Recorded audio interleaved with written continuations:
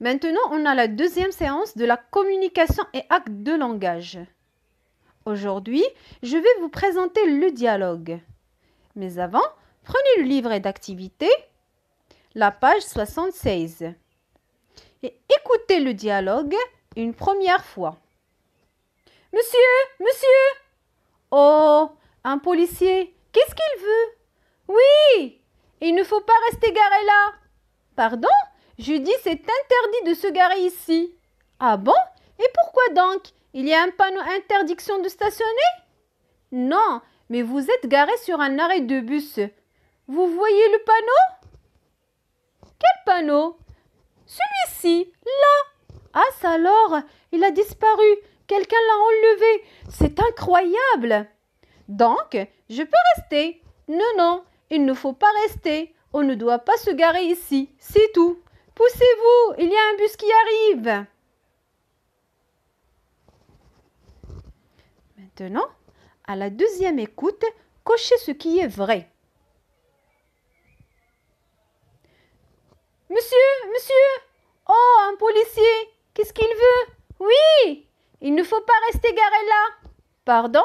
Je dis, c'est interdit de se garer ici. Ah bon? Et pourquoi donc? Il y a un panneau interdiction de stationner? Non, mais vous êtes garé sur un arrêt de bus.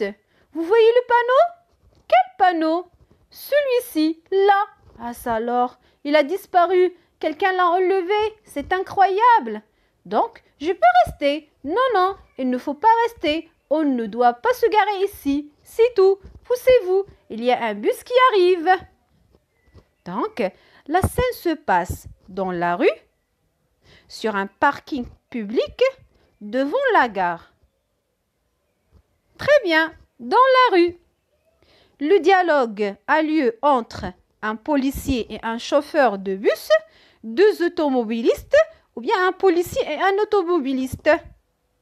Très bien, un policier et un automobiliste. Il est interdit de se garer parce que c'est un arrêt de bus, parce que c'est dangereux, parce que c'est sur le trottoir. Bravo, parce que c'est un arrêt de bus. Maintenant, je réponds aux questions de la compréhension globale. Quelle est la situation de la communication?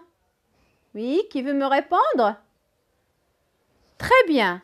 La situation de la communication est: dans la rue, une voiture se gare, la porte se ferme, un policier discute avec le conducteur qui part.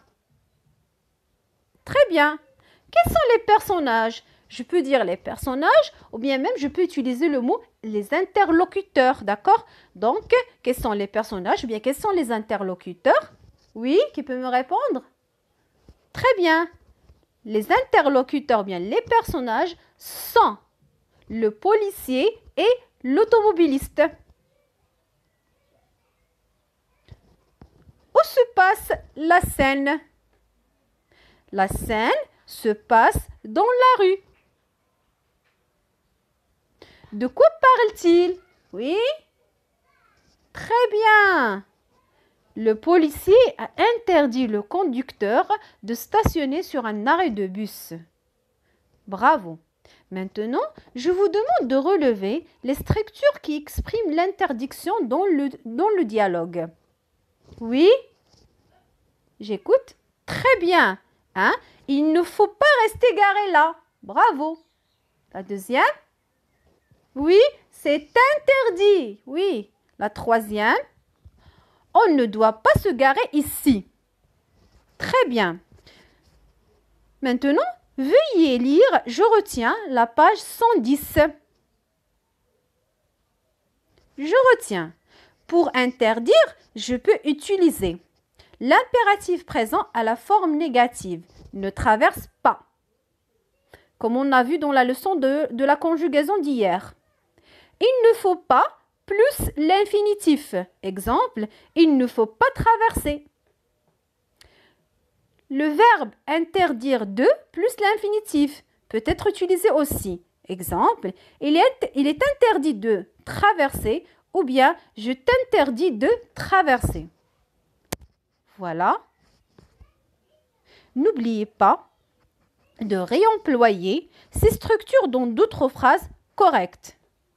Merci, mais je vous demande d'apprendre le dialogue et de le faire jouer devant votre famille en vérifiant que les structures sont correctement utilisées. Merci.